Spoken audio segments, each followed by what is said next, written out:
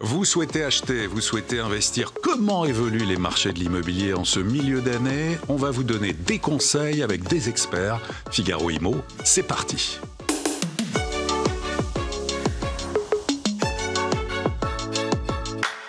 Deux invités sur le plateau de Figaro Immo pour décrypter l'activité des marchés de l'immobilier, aussi apporter leurs indicateurs et donner de bons conseils pratiques. Olivier Descamps, bonjour. Bonjour. Olivier, directeur général d'IAD France, l'un des acteurs majeurs de l'immobilier dans l'Hexagone et à la tête de ce réseau. Emmanuel Provost, bonjour. Bonjour Olivier. Emmanuel Provost, directeur d'AFI-SK, spécialiste des crédits, de l'assurance de prêt, mais aussi du patrimoine. Alors évidemment, on va évoquer ce marché, plutôt ces marchés qui sont à plusieurs vitesses, mais peut-être en introduction à tous les deux, j'ai envie de vous demander, on est en période de sport, on parle beaucoup de Ligue des champions de football, on parle de tennis avec Roland Garros, on est à la mi-temps de cette année, on est au mois de juin. Comment vous pourriez qualifier ces 6 premiers mois de cette année, Olivier ? Ces 6 premiers mois sont beaux. C'est une belle première mi-temps. On regarde de celles et des matchs qu'on a vécus depuis maintenant près de 2 ans. On a un marché qui frémit depuis quelques mois et on a depuis le mois de février une très très grosse accélération de signature de compromis. On en parlera sûrement tout à l'heure.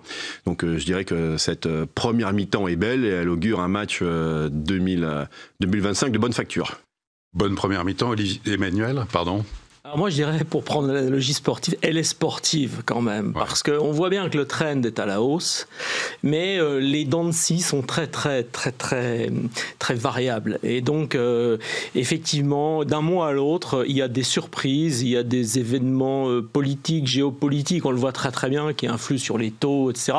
Mais malgré tout, quand même, il y a une stabilité des conditions aujourd'hui d'emprunt, une stabilité des prix qui fait que le marché commence à repartir et effectivement on souffle, comme le disait Olivier. Oui. Bon, bonne première mi-temps, stabilité, on a un peu plus, on va essayer de le voir, de visibilité. Alors Olivier Descamps, tout d'abord les principaux enseignements de ces premiers mois de l'année 2025 du côté du réseau IAD. Sur le réseau IAD, on a un premier trimestre qui a été très très bon, confirmé par les mois de mars, par les mois d'avril et mai, qui se terminent dans quelques jours. Donc une belle croissance des mandats, puisque c'est plus de 60 000 mandats qui ont été signés. Et à titre d'indication, on va signer sur ce seul mois du mois de mai en France plus de 22 000 mandats, 15 000 compromis signés, cumulés, donc des progressions de près de 30%. Donc quand je disais que la première mi-temps est belle, nos joueurs chez IAD ont aussi bien tenu la partie, donc c'est intéressant. On pourrait dire qu'on surperforme le marché, qu'on estime autour de 4 à 5% de croissance. Mais quand même, là, ce sont des très bons résultats, effectivement. Très bons résultats, ouais. Oui, très bons résultats. On est très contents. Et les ventes, bien sûr, toujours un peu en décalage, continuent également à progresser de plus de 20%. Donc c'est un très très bon premier trimestre. Donc on le voit également, on le voit sur la transaction, mais on le voit également sur l'appétence de la profession immobilière, puisque aujourd'hui on voit une croissance revenue des candidats à l'aventure immobilière. C'était un peu tari, puisque durant la crise on avait une sorte d'immobilier bashing.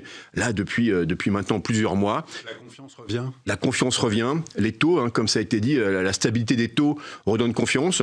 Les médias aussi ont un regard plus positif sur le marché de l'immobilier. Donc tout ça fait qu'on a progresser en termes de conseillers, notamment en termes de pros qui nous rejoignent, puisqu'on a doublé la part des pros qui nous rejoignent en disant tiens, finalement je viens épouser le modèle IAD, je veux continuer l'aventure immobilière au sein du modèle IAD, c'est intéressant. Et la bonne nouvelle, ce sont les 7000 biens sous compromis au mois de mars, donc ça c'est pour l'ensemble de nos 8 pays, dont près de 6 000 en France, et le mois d'avril et le mois de mai vont être aux alentours des 6 400 compromis signés uniquement en France, ce qui veut dire qu'aujourd'hui, les mois d'avril et mai 2025 vont être les 2e et 3e meilleurs mois de l'histoire IAD. Et donc, nous, on voit vraiment une reprise très forte. Donc, c'est sportif, c'est musclé, mais en tout cas, on a des résultats qui sont très, très encourageants pour nos mandataires. Alors, on va aller un petit peu plus loin. Vous avez en exclusivité, pour Figaro Immo, une étude aussi sur l'investissement locatif et le regard notamment des Français sur l'investissement locatif. Là aussi, quels sont les principaux enseignements, Olivier ? Oui, parce que l'investisseur, le propriétaire bailleur, aujourd'hui, c'est une cible qu'on n'avait pas trop travaillée depuis quelques années. Donc là, vous l'avez vu, on a intégré une société qui s'appelle Home Pilot by IAD, qui pilote la gestion locative. Il y a des francs, c'est globalement de l'ordre de 15% de nos compromis qui sont signés par des propriétaires bailleurs investisseurs. Donc là, on a mesuré pour le Figaro, on a fait cette enquête pour cette émission. On a 6 Français sur 10 qui disent que l'investissement immobilier est un bon placement. C'est un bon placement, un placement qui a donc une appétence forte pour plusieurs raisons. Les raisons, on les verra tout à l'heure, mais qui en même temps, l'enquête nous délivre des obstacles, des cailloux sur le chemin, des freins. Ouais. Le premier, c'est la complexité administrative. C'est complexe. La seconde, c'est la fiscalité. Donc trop de règles, trop d'encadrement. Voilà, près de 40%, ils nous disent que la réglementation est trop contraignante. Si je donne les verbatims de l'enquête, c'est compliqué, j'y comprends rien. Je suis moi un foyer, je veux investir, comment je m'y prends? On m'a parlé de LMNP, de fiscalité, d'amortissement, de SCI à l'IS, de SCI à l'IR, comment je fais? Tout ça est très complexe. C'est légalement très complexe. Et la deuxième, c'est flou. Flou voulant dire, et c'est pour les investisseurs un peu plus récurrents. Donc je voudrais bien, mais en fait j'y comprends rien, il y a trop de réglementation, trop de cadres juridiques en tout cas. Ça c'est surtout pour les primo-investisseurs, je dirais. Sure. Et ensuite, pour ceux qui sont déjà rodés à cette mécanique, c'est flou. La fiscalité, elle va changer quand? Ça change régulièrement, donc je vais quand même m'engager sur un projet de long terme. Et finalement, dans 3 ans, 4 ans, la fiscalité, les règles du jeu vont bouger. Comment je vais sécuriser mon investissement? Donc ça, c'est le deuxième aspect du petit caillou sur le chemin. Et les solutions envisagées, si on devait en retenir quelques-unes, notamment qu'indiquent les Français dans cette enquête? Alors, la fiscalité. Une réduction, on parlera sûrement tout à l'heure du statut de bailleur privé, qui est quelque chose qui est très attendu, mais comment je suis, moi, quelque part, moins fiscalisé sur l'investissement que je fais, et j'aime souvent dire, qui quelque part, un Français qui investit pour loger d'autres Français fait un peu le travail à la place de l'État. C'est un acte citoyen même. Bien sûr, il s'est emparé d'une mission régalienne, et il le fait dans un acte citoyen. Il le fait également, on l'a vu, pour la retraite, pour différentes choses, mais en tout cas, réduction de la fiscalité et visibilité sur la fiscalité. Les aides à la rénovation. Aujourd'hui, la rénovation, la prime rénov', vous avez vu, tout le monde l'a vu, ça a changé 10 ou 15 fois. Où est-ce que je vais? Comment je fais? J'ai peut-être pas capacité. On a vu quelques organismes bancaires qui avançaient les sommes sur les travaux de rénovation énergétique. C'est comment on est aidé. Et souvent, à côté de l'aide, on pourrait presque dire comment vous m'avancez les travaux, parce que moi, je n'ai pas les moyens d'avancer 10, 20, et voilà, 20 000 euros. Et parfois, les remboursements arrivent très tardivement après l'opération. Et la baisse de l'intérêt, bon là, elle est là, évidemment, personne, je parle sous couvert de mon voisin. On va passer le ballon. Voilà, personne n'imagine revenir à moins de 1%, mais aujourd'hui, nous, on se dit que des taux qui se stabiliseraient entre 2,5 et 3%, en tout cas en deçà de 3, redonneraient une confiance forte aux Français pour investir dans le locatif. Très bien. Alors, le ballon est donné, la balle est transmise justement à Emmanuel. On évoque justement les taux d'intérêt, les conditions d'emprunt, mais on est quand même dans un contexte économique très particulier, Emmanuel. Oui, on est dans un contexte qui, je dois dire, est assez, pas inédit, mais complexe en ce moment. Et ce contexte fait évoluer un peu ce qui détermine les taux d'emprunt. Ouais. Voilà. Alors, c'est vrai que, comme l'a dit Olivier, la dernière fois qu'on était à 1,03, le taux le plus bas observé, c'était en novembre 2021. D'accord. Donc là, on voit un graphique. L'évolution des taux, justement, qui est depuis novembre 2021, 1,03. Et puis là, on arrive en mars 2025, avril 2025, sur des taux aux alentours de 3, 3,20, 3,30. Et on observe des taux même à 2,80 pour les bons dossiers. Oui, c'est ça. On n'est pas non plus dans des taux très élevés. On est dans une conjoncture favorable. Néanmoins, comme vous le disiez, Olivier, au niveau national et international, c'est tout de même très tendu, parce que vous avez les OAT 10 ans, qui sont les prêts long terme, qui déterminent un petit peu les emprunts d'État, qui déterminent un petit peu ce que les banques vont payer. Et là, je dois dire qu'on est dans un niveau assez haut des OAT, on est à 3,24 encore hier, 3,242. Donc vous dites qu'il y a une fragilité. En fait, pour l'instant, les banques, elles suivent la BCE, la Banque Centrale Européenne. Oui. Donc les taux, on va dire, sont raisonnables et baissent progressivement, mais voilà, on n'est pas à l'abri potentiellement d'une remontée. On n'est pas à l'abri parce que les OAT sont tellement hauts en réalité que qu'est-ce qui se passe aujourd'hui? On n'a pas véritablement de plan en France pour juguler la dette. Et donc, c'est des craintes. Et donc, les OAT sont assez hauts. Et puis, en parallèle, vous avez la BCE. Alors, la BCE, elle fait ce qu'elle peut. Mais enfin, la BCE, elle est face à une guerre douanière, une guerre commerciale, et qu'il faut qu'elle jugule également. Ça veut dire quoi? Ça veut dire qu'elle accompagne, elle a encore baissé le 23 avril les taux de 0,5, mais c'est pas parce qu'elle baisse les taux de 0,5 que les taux immobiliers vont baisser. Et donc, nous, ce qu'on se dit, c'est que d'ici à l'été, ça peut peut-être augmenter encore de 0,10, 0,15, et puis peut-être cette année encore un tout petit peu augmenter. Donc je ne sais pas si ça va baisser, j'ai pas de boule de cristal. Sur les taux d'intérêt. Une certaine stabilité. Des exemples de profils d'emprunteurs. Ah oui, alors très important. Alors, bon, alors là, je suis obligé de prendre mes notes parce que aujourd'hui, le primo-accédant est le premier accédant à la propriété. Hein, c'est le primo-accédant. Et d'ailleurs, on le voit depuis le début de l'année, ce qui est très important, les banques ont lâché du lest sur les primo-accédants.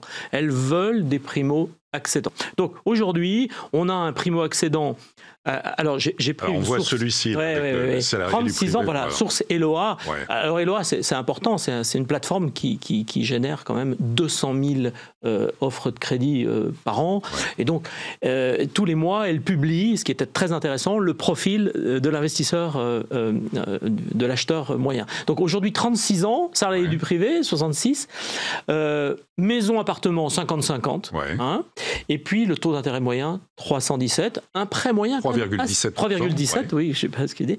Et puis un prêt moyen à 248 000, qui est quand même assez élevé. Assez élevé, d'accord. Et la durée moyenne aujourd'hui est à peu près de 23 ans. Hein, voilà, donc bon, c'est assez conforme. Quand on parle du primo-accédant, lui, c'est pareil, sauf qu'il est un peu plus jeune, il a 30 ans. Ouais.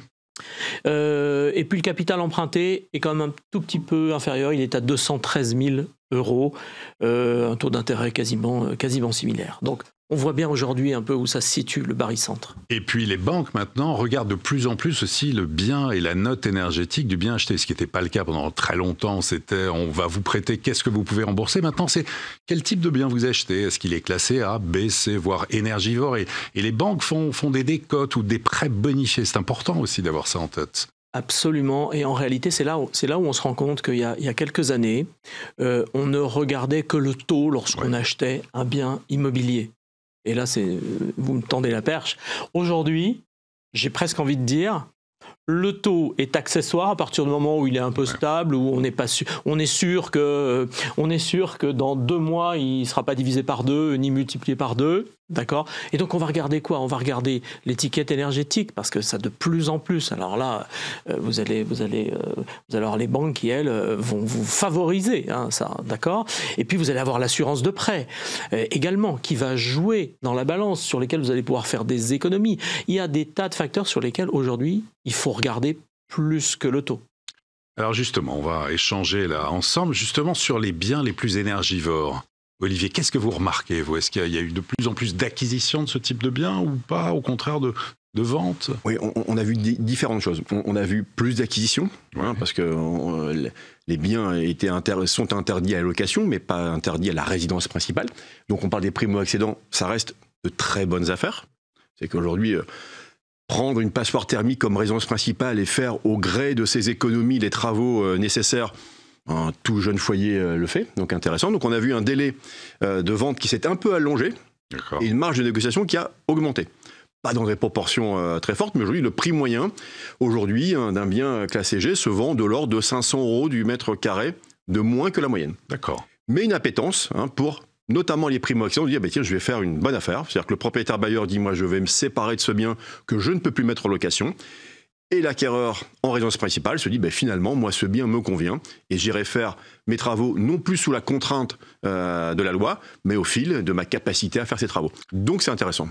Intéressant aussi le prêt à taux zéro, notamment pour les primo-accédants. Je crois que c'est depuis le 1er avril dernier. Voilà, c'est plus intéressant. Un prêt sans intérêt garanti par l'État à hauteur de 50% pour un appartement neuf, 30% pour une maison neuve, ça, vous sentez cette appétence? Oui, alors c'est toujours pareil.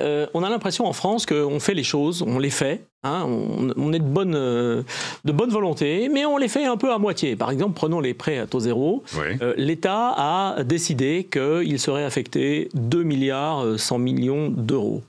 Aujourd'hui, on estime que le montant pas le montant, mais la quantité des prêts à taux zéro va s'élever à peu près à 67 000 sur l'année 2025, avec un prêt à taux zéro moyen de 56 000 euros. Ouais. Ce qui va nous faire à peu près une enveloppe de 1,35 milliard. On a encore 800 millions de réserves. Et on est quasiment au taquet dans les estimations. On pourrait aller plus loin, vous pensez ? On pourrait aller plus loin. Notamment dans l'ancien. Oui, on pourrait aller... Le prêt à taux zéro Absolument. n'est valable dans l'ancien qu'en cas de travaux très importants. Exactement, et comme le disait très justement Olivier, on a une complexité telle, c'est ce qu'on souligne aujourd'hui, dans les réformes fiscales, dans les règles, dans les LMNP. On voit récemment la réforme fiscale sur les plus-values des LMNP. Ça, c'est un pas en arrière, c'est-à-dire qu'aujourd'hui, on va réintroduire ce qu'on a amorti en tant qu'investisseur lorsqu'on va vendre son bien immobilier. C'est un pas en arrière. Bon, donc on est de bonne volonté, mais tout de même, parfois, on est un peu bridé. Pour revenir sur l'investissement dans l'immobilier, le gouvernement réfléchit à introduire cette notion du statut du bailleur privé. D'abord, pour vous, est-ce que c'est une bonne chose ? Comment l'envisager, Olivier ? Nous, on est supporters. On est supporters sur deux axes. Hein, la capacité à amortir. On est avec l'UNIS qui porte ce sujet également. L'amortissement du bien. Oui. L'amortissement du bien, Oui. À hauteur de 2% par an. Pendant 30, 40, 50 ans, peu importe, à regarder. Évidemment, si c'est 50 ans, c'est-à-dire que la totalité du bien pour être amorti. Donc ça semble important. On souhaiterait, dans les demandes qu'on a fait à la ministre Létard, qui, dans un contexte, on a parlé de contexte international, mais en France, c'est pas simple non plus le contexte, entre le budget, bref, l'économie, l'état de nos finances. La dette, les censures potentielles, c'est un peu compliqué, mais la ministre est à la manœuvre et elle travaille vraiment beaucoup. Du logement. Valérie Létard travaille très très bien sur ces sujets-là. Donc nous, on veut cet investissement, on veut cet amortissement de 2%, on le demande sur 40 ou 50 ans. Pour tous les biens locatifs, c'est-à-dire que là, la MNP, quelque chose de simple, de lisible, j'achète, je loue 2% de mon bien, de la valeur de mon bien en amortissement. Et ensuite, il y a un deuxième axe, c'est également, depuis 1987, il n'a pas été revu les charges facturables du propriétaire vers le locataire, depuis 87. Donc là, c'est une revisite de se dire, mais finalement, qu'est-ce que le locataire pourrait refacturer, qu'est-ce que le propriétaire, pourrait refacturer à son locataire, donc de revisiter ce décret qui a presque 40 ans. Emmanuel, sur le statut du bailleur privé. Alors, j'ai beaucoup moins de compétences que notre ami Olivier sur le sujet, mais on est parfaitement aligné là-dessus. Ce qu'on peut juste souligner, c'est les disparités de statut et puis le flou artistique purement et simplement des différents statuts. Mais on est très favorable aussi, en tant qu'observateur, pas en tant qu'acteur. Simplifier, encourager plutôt que contraindre. Bien ça, vraiment, c'est véritablement ça. Et puis beaucoup sont partis sur des plateformes type Airbnb aussi parce qu'il y avait moins de contraintes, pas d'encadrement de loyer, pas d'obligation de rénovation. Voilà, donc beaucoup aussi sont partis. Et quand on sait qu'on manque de logement, qu'on a besoin de logement, à la fois pour les familles, pour les étudiants, voilà, comment inciter à investir dans l'immobilier pour les investisseurs privés ? Vous l'avez vu, une étude récente démontrait que des étudiants renonçaient à leurs études. Les campings sont remplis de jeunes qui dorment dans des mobil-homes parce qu'ils ne trouvent pas de logement. Aujourd'hui, donc, une réforme qui serait du bailleur privé qui serait plus lisible, plus simple et encourageante, je pense que ce serait un bien pour chacun. Emmanuel, oui. Oui. Enfin, moi, j'ai vraiment rien à rajouter parce que c'est vraiment un encouragement pur à l'investissement. Surtout qu'aujourd'hui, on a des programmes de promotion, on a des choses comme ça qui sont excessivement à la peine. On l'a peut-être pas évoqué, mais chute de la construction. Aujourd'hui, il y a une chute. Il y a moins 40% d'investissement de promotion des professionnels de l'immobilier sont à la peine. Alors, ils recherchent, évidemment, pour les particuliers qui vont acheter des biens, ils recherchent des nouvelles lois Pinel, ils recherchent des choses comme ça. On a besoin de remettre un petit peu des choses en ordre. Olivier, oui. Oui, et c'est important parce qu'on parlait des retraites, de toutes ces réformes, la dette de l'État. Aujourd'hui, il y a une enquête qui est sortie, je crois, hier. 81% des jeunes déclarent que l'investissement locatif est un moyen de leur assurer une retraite dans 25, 30 ou 35 ans. Donc ça peut aussi être une incitation dans un modèle de retraite qui va évidemment être chahuté, on le voit à l'écran, sécuriser l'avenir et la retraite pour chacun, notamment pour les jeunes. 81% des jeunes disent « je vais investir, je souhaite investir dans un bien pour préparer ma retraite ». Et en profiter peut-être plus tard. Et oui, tout à fait. Et quand on parle d'investisseurs, très souvent, ce sont des familles, des gens simples qui se disent « voilà, je veux faire une acquisition ». Ils ne sont pas à 10, 15, 20, ce ne sont pas des professionnels de l'investissement locatif. C'est vraiment « je fais une acquisition, je prépare l'avenir pour moi et également pour ma succession ».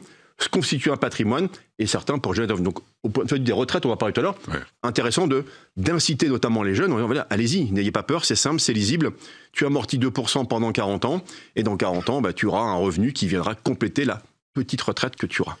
Avant d'évoquer peut-être aussi et de donner vos conseils pratiques, un mot quand même sur l'IA et l'immobilier, l'intelligence artificielle et l'immobilier. Est-ce qu'il y a des choses qui changent, qui évoluent? Emmanuel, pourquoi vous souriez là? Je souris parce que oui, forcément, ça va évoluer, ne serait-ce que pour les prêts bancaires. Je veux dire, le scoring, etc., seront analysés par une IA. Et puis, moi j'y vois aussi quelque chose, j'ai réfléchi à cette question. Anticiper les creux dans certaines zones géographiques, les creux de location, les déficits par exemple, vous construisez un lycée, une école, une université, etc. L'IA peut parfaitement anticiper ce genre de choses sur tout le territoire, etc. Donc il y a des choses intéressantes, sur l'IA. Ouais. Olivier, oui. Oui, bien sûr, l'IA, elle est au cœur de tous nos projets tech. Aujourd'hui, par exemple, dans le réseau, dès qu'un mandataire a un mandat, il saisit les caractéristiques du bien, il le pousse dans notre outil qui s'appelle Pléiade, et on lui propose par l'IA 2 annonces qu'il vient amender, qu'il vient corriger, qu'il vient enrichir, mais on l'aide. Le premier bénéfice, c'est les fautes d'orthographe. L'IA ne fait pas de fautes d'orthographe. Ouais. L'IA suggère des mots, des termes qui sont pas dans le vocabulaire de chacun au quotidien, donc très intéressant. On utilise l'IA dans d'autres sujets, également de prospective ou de prédictif, pour regarder les comportements des clients, quand est-ce que ce bien-là, les indicateurs qui vont nous suggérer d'avoir une action vers nos clients.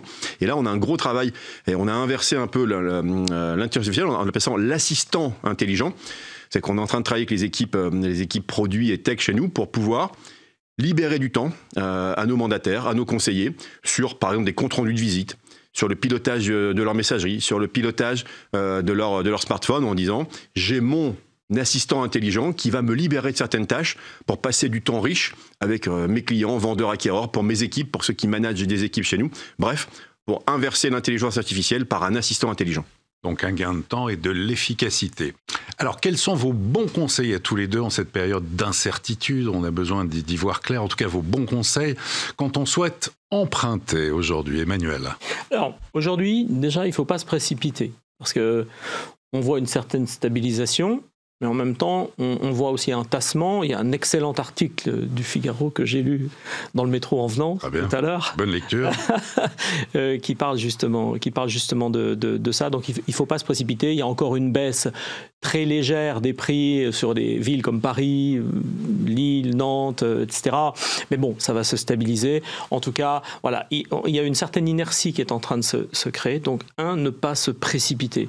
Moi, 2, ce que je dirais aussi et surtout, c'est ne voyez pas que le taux. En fait, je me bats depuis quelques années pour faire comprendre aux acquéreurs que devant leur banquier, plutôt que de négocier un taux, il vaut mieux négocier le fait de prendre son assurance de prêt auprès d'un assureur alternatif. On avait d'ailleurs mené une étude très très intéressante qui disait que 0,1 point de gagné sur un crédit, c'était 10 fois moins important que la même chose gagnée sur son assurance de prêt, et c'était facile aujourd'hui de dire à son banquier je vais prendre mon assurance de prêt. Et petit conseil, en tant qu'assureur de prêt, au cas où votre banquier ne veuille pas négocier, ne veuille pas que vous preniez votre assurance ailleurs, vous pourrez très bien la prendre chez votre banquier, et puis quelques semaines après, vous la résiliez et vous souscrivez une assurance alternative qui vous coûte souvent 3 fois moins cher. Et on a vu le nombre de mètres carrés gagnés grâce à cette astuce, on va dire. Très bien. Olivier, les bons conseils quand on souhaite vendre ou acheter un bien immobilier? Alors, j'en ai un qui est assez facile, c'est de confier son bien ou sa recherche à l'un de nos conseillers IAD. Hein, ça, c'est vraiment je ne vais pas rater ça quand même. Non, je dirais que la première vigilance, c'est le bon prix. C'est le juste prix, alors. Le bon prix qui est le juste prix. C'est-à-dire qu'aujourd'hui, il y a des prix de marché. Et tout à l'heure, c'est difficile de donner des conseils puisqu'il n'y a pas un marché, il y a des marchés. On va publier ce soir le baromètre des prix de l'immobilier IAD, dans lequel on voit, et j'interviens ce soir de notre émission, on dit, rien que sur Lyon, hein, il doit y avoir 9 arrondissements à Lyon, on a un écart entre la baisse de prix mètre carré de l'arrondissement qui a la plus grosse baisse et celui qui a la plus grosse hausse de 10 points. Ça va de -7 sur un arrondissement à +3 sur l'autre. Donc, allez regarder de façon assez chirurgicale, très fine, oui. Très finement ce qui se passe dans votre quartier, dans votre ville, et de ne pas prendre le chiffre brut du marché français, parce qu'il y a des marchés en France. Donc le juste prix, pourquoi ? Parce qu'aujourd'hui, on veut souvent vendre... Mais c'est l'émotion, c'est quand c'est son bien, on a toujours tendance à... Il y a l'émotion, c'est juste, mais il y a parfois le côté tactique, en disant, puisque je vais racheter quelque chose qui est plus cher, j'ai fait mon calcul, si je ne vends pas mon bien à ce prix-là, je ne vais pas m'y retrouver. Ou le montant des travaux que j'ai réalisés. Mais l'acquéreur, il se fiche un peu du projet à venir du vendeur. Donc, être très vigilant sur le bon prix, le juste prix, parce qu'un bien qui n'est pas au bon prix, finalement, devient ce qu'on appelle un bien usé. Il est vu sur le marché depuis trop longtemps. Et nous, dans nos stats, on voit très très bien qu'une grande majorité de ces biens se vendent de l'ordre de 12 à 15% en deçà de la valeur de l'estimation qui a été donnée 6-8 mois avant. Donc ça, c'est assez majeur. Et généralement, on dit qu'un bien, une annonce qui reste pendant 3 mois minimum, au bout de 3 mois, si elle n'est pas partie, c'est qu'elle n'est pas au bon prix. Elle n'est pas au bon prix, ouais. Tout le monde le voit, tout le monde le sait, et donc il y a une négociation, et cette négociation de prix amène le vendeur à faire une baisse de prix qui amènera le prix net inférieur à l'estimation qu'on lui avait donnée 3 mois auparavant. Et le deuxième conseil que je pourrais donner, c'est évidemment de regarder, il y a le prix, il y a le taux, mais après, c'est de regarder l'environnement de mon bien. Comment je suis classé en termes de DPE ? Est-ce que je suis proche je prends les points qui sont les critères demandés par les acquéreurs. Transport en commun, sécurité. On voit des choses, on est dans 8 pays dans la Floride, on voit aux États-Unis, par exemple, que la sécurité devient un élément prégnant. Et dans les questions qui sont posées, c'est est-ce que ma rue est éclairée toute la nuit ? Est-ce que mes enfants pourront entrer en sécurité ? Donc aujourd'hui, c'est de se dire, tous ces bénéfices-là, tous ces avantages-là viennent quelque part donner le juste prix, donc ne pas se priver d'introspecter son bien, son quartier, sa ville, pour donner les vrais avantages qui vont séduire l'acquéreur en disant ce bien a une valeur émotionnelle, mais une valeur, une valeur thermique, je vais prendre ce terme-là, une valeur énergétique, mais il a une valeur également de service associé à l'environnement, au quartier dans lequel je vais acquérir. Il n'y a pas que les prix et les mètres carrés, évidemment, de voir aussi le cadre de vie, tout ce qu'il y a à l'extérieur. Eh bien, merci à tous les deux. En tout cas, merci pour vos indicateurs, merci pour vos bons conseils. Emmanuel Provost, merci beaucoup. Olivier Descamps, merci infiniment. Merci Olivier. Et à très bientôt pour une prochaine émission de Figaro Immo.